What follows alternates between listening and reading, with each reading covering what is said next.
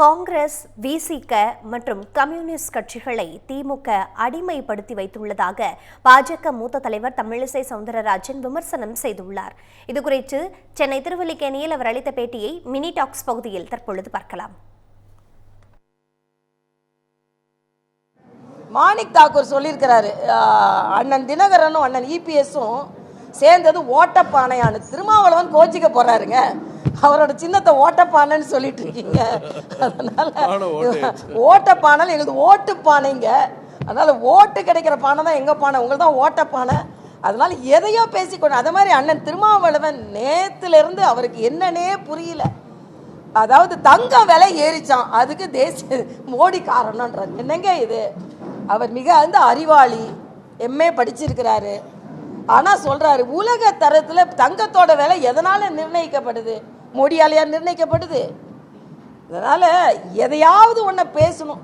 மழை வரலன்னா மோடி, தங்க விலை ஏறுனா மோடி. ஆக எதை எடுத்தாலும் மோடி மோடின்னு சொல்லி கொண்டு இருக்கிறார். அதாவது அடிமைப்படுத்துகிறார்கள்னு நான் சொல்கிறேன். திருமாவளவனை திமுக அடிமைப்படுத்தி வைத்திருக்குதுங்க. வேங்கை வயல் என்ன கேள்வி கேட்டீங்க?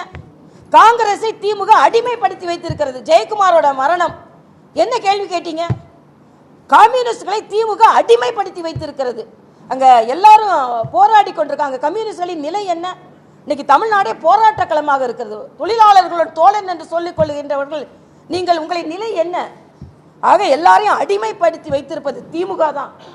நீங்க சுதந்திரமாக எல்லோரும் கைகளை உயர்த்தி தமிழக மக்களிடம் நாங்கள்லாம் இணைந்து உங்களிடம் வருகிறோம் ஓட்டுக்காக என்று சொல்லிக் கொண்டிருக்கிறோம்.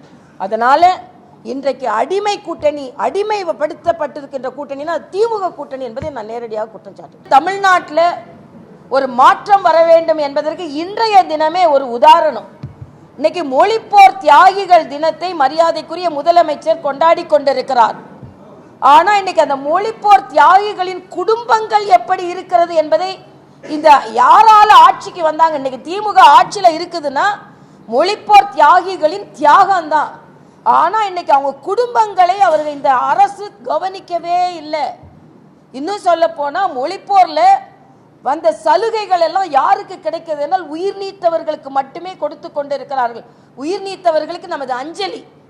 ஆனா அதுல பல மாணவர்கள் தனது வேலையை விட்டு, படிப்பை விட்டு தியாகமாக கலந்து கொண்டவர்களுக்கு எந்த சலுகையும் இந்த அரசாங்கம் கொடுக்கவில்லை. அவர்கள் குடும்பங்கள் மிக மிக வறுமையில் வாடிக்கொண்டிருக்க, வறுமையில் அவர்களுக்கு உதாசீனப்படுத்தப்பட்டேன்னா அவங்க உழைத்து வாழ்ந்து கொண்டிருக்கிறார்கள்.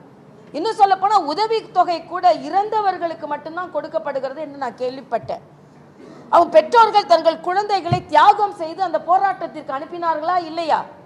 ஆக தமிழ் இவர்களால் அரியணை ஏறியது. ஆனால் இவர்களை தமிழ்நாடு அரியணை ஏற்றியதா என்றால் இல்லை.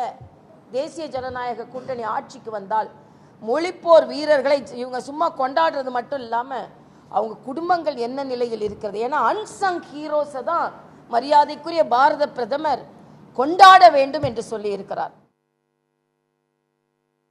இந்த பண்டிகை நாட்களை முன்னிட்டு வில்லா மனைகளை முன்பதிவு செய்து ஸ்டாம்ப் டியூட்டியில் 50% வரை தள்ளுபடி பெறுங்கள். Premium villa plots across Tamil Nadu from 4.5 lakhs to 3 crores. One layer G Square. For details call 89397 5009.